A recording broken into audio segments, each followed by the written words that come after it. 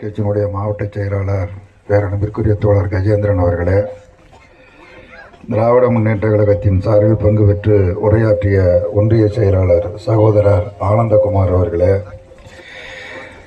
மற்றும் முன்னாள் ஊராட்சி மன்ற தலைவர் எல்லையன் அவர்களே, வழக்கறிஞர் அமரத் காந்தி அவர்களே, நாகஜோதி அவர்களே, நிகழ்ச்சியிலே பங்கு பெற்றிருக்கிற சரவணன் அவர்களே, ஒன்றிய செயலாளர் செந்தில் அவர்களே, வெள்ளிவாக்கம் ஒன்றிய செயலாளர் ராஜீவ்காந்தி அவர்களே, மற்றும் நிகழ்ச்சியிலே கலந்து கொண்டிருக்கிற அந்த அழைப்பிதழிலே அச்சிடப்பட்டிருக்கிற அன்பிற்குரிய தோழர்களே, நண்பர்களே, பெருமளவில் பங்கெடுத்திருக்கிற தாய்மார்களே,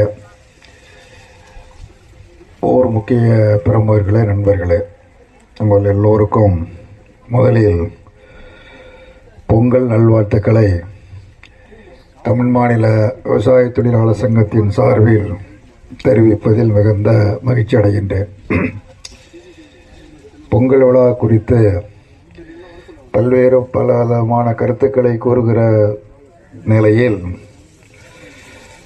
ஒவ்வொரு ஆண்டும் பொங்கல் விழா ஒரு மிகுந்த முக்கியத்துவத்தை பெறுகிறது. பொங்கல் விழா நிறைய விழாக்கள் இருக்குது, நம்முடைய வாழ்க்கையில் நிறைய விழாக்கள் இருக்குது. இப்போ டிசம்பர் மாதம் 25ஆம் தேதி என்று சொன்னால் கிறிஸ்துமஸ் விழா, உலகம் முழுவதும் கொண்டாடக்கூடிய ஒரு விழா. அதை கிறிஸ்தவர்கள் கொண்டாடுவார்கள், கிறிஸ்துவ மதத்தை சார்ந்த மக்கள் அந்த விழாவை கொண்டாடுவார்கள். நாமும் அதில் பங்கேற்போம். அதற்கு முன்னால் தீபாவளி விழா, அது இந்து மதத்தில் நம்பிக்கையுடையோர் கொண்டாடக்கூடிய விழா. அது மாதிரி இஸ்லாமியர்கள் கொண்டாடக்கூடிய விழா.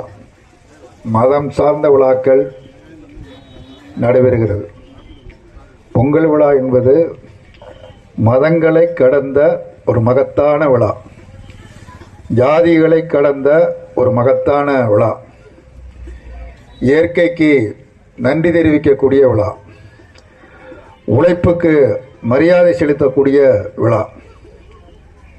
14ஆம் தேதி போகி பண்டிகை, பழையன கழித சமத்துவ பொங்கல்.